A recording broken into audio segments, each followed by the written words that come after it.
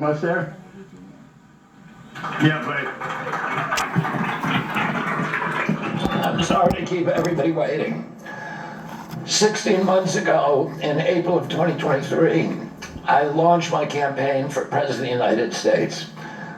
I began this journey as a Democrat, the party of my father, my uncle, the party which I pledged my own allegiance to long before I was old enough to vote.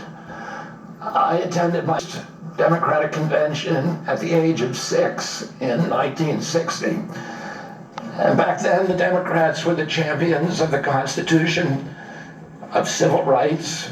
The Democrats stood against authoritarianism, against censorship, against colonialism, imperialism, and unjust wars. We were the party of labor, of the working class. The Democrats were the party of government transparency and the champion of the environment. Our party was the bulwark against big money interests and corporate power. True to its name, it was the party of democracy. As you know, I left that party in October because it had departed so dramatically from the core values that I grew up with. It had become the party of war, censorship, corruption, big pharma, big tech, big ag, and big money. When it abandoned democracy by canceling the primary to conceal the cognitive decline of the sitting president, I left the party to run as an independent.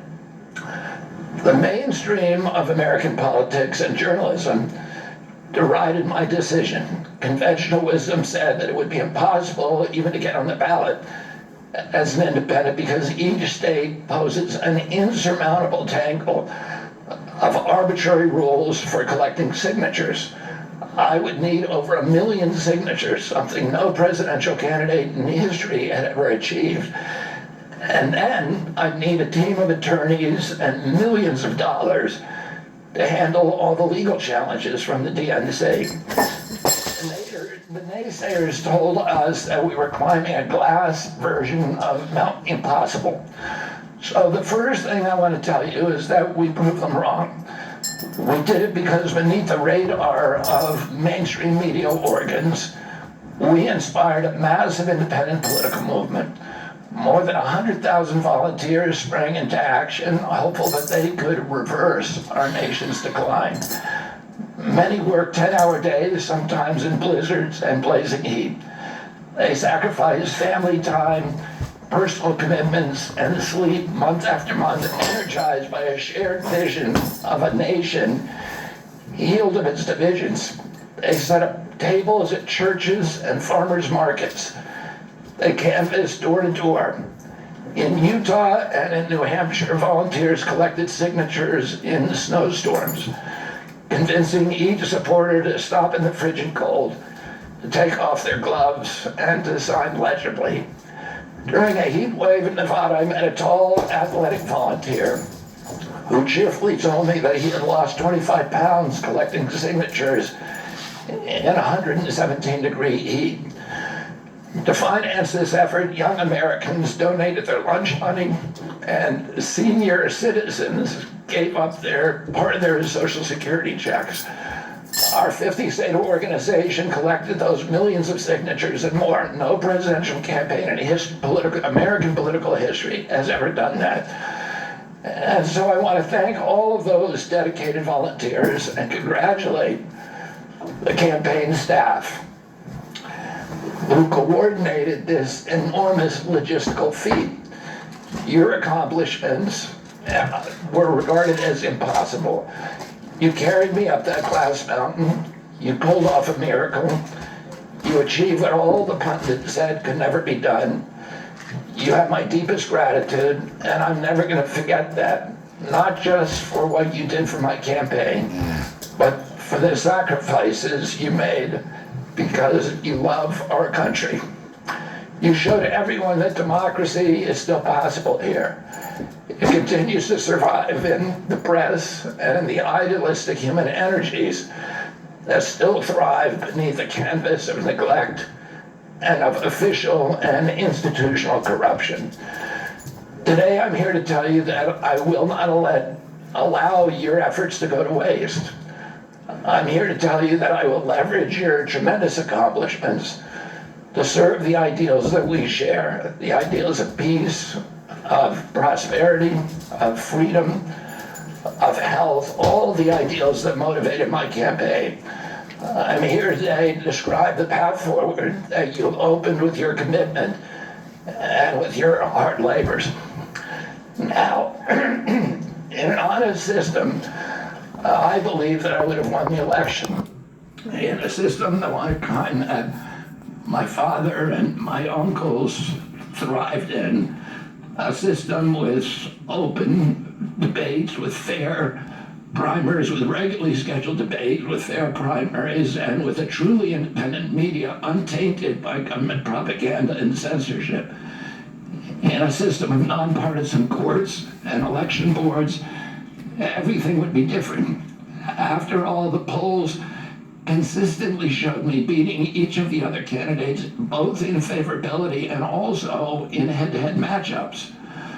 But I'm sorry to say that while democracy may still be alive at the grassroots, it has become little more than a slogan for our political institutions, for our media, and for our government, and most sadly of all for me, for the Democratic Party. In the name of saving democracy, the Democratic Party set itself to dismantling it, lacking confidence in its candidate, that its candidate could win in a fair election at the voting booth. The DNC waged continual legal warfare against both President Trump and myself. Each time that our volunteers turned in those towering boxes of signatures needed to get on the ballot, the DNC dragged us into court, state after state, attempting to erase their work and to subvert the will of the voters who had signed those petitions. It deployed DNC-aligned judges to throw me and other candidates off the ballot and to throw President Trump in jail. It ran a sham primary that was rigged to prevent any serious challenge to President Biden. Then, when a predictably bungled debate performance precipitated the palace coup against President Biden, the same shadowy DNC operatives appointed his successor, also without an election. Bingo! They installed a candidate who was so unpopular with voters that she dropped out in 2020. Triple bingo! Without winning a single Triple vote. bingo! My uncle and my father both relished debate. They prided themselves on their capacity to go toe-to-toe with any opponent in the battle over ideas. They would be astonished to learn of a Democratic Party presidential nominee who, like Vice President Harris, has not appeared in a single interview or an unscripted encounter with voters for 35 days. Bingo! This is profoundly undemocratic. How are people to choose when they don't know whom they are choosing? And how True can Kennedy! they look to the A rest of the true world? Kennedy! Telling the My father truth! and my uncle were always conscious of America's image abroad because of our nation's role as the template for democracy, the role model for democratic processes, and the leader of the free world. Instead of showing us her substance and character, the DNC and its media organs engineered a surge of popularity for Vice President Harris based upon, well, nothing. No policies, no interviews, no debates, only smoke and mirrors and balloons in a highly produced Chicago circus. There in Chicago, a string of Democratic speakers mentioned Donald Trump 147 times just on the first day. Well, who needs a policy when you have Trump to hate? In contrast, at the RNC convention, President Biden was mentioned only twice in 4 days. Some days I do as many as 10. President Trump, who actually was nominated and won an election, also does interviews daily. How did the Democratic Party choose a candidate that has never done an interview or debate during the entire election cycle? We know the answers. They did it by weaponizing the government agencies. They did it by abandoning democracy. They did it by suing the opposition and by disenfranchising American voters.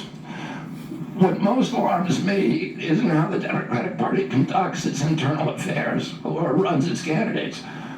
What alarms me is the resort to censorship and media control and the weaponization of the federal agencies. When a U.S. president colludes with or outright coerces media companies to censor political speech, it's an attack on our most sacred right of free expression, and that's the very right upon which all of our other constitutional rights rest.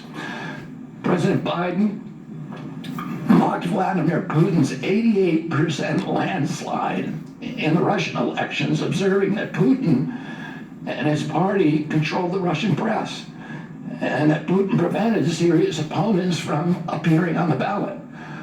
But here in America, the DNC also prevented opponents from appearing on the ballot. And our television networks expose themselves as Democratic Party organs. Over the course of more than a year, in a campaign where my poll numbers reached at times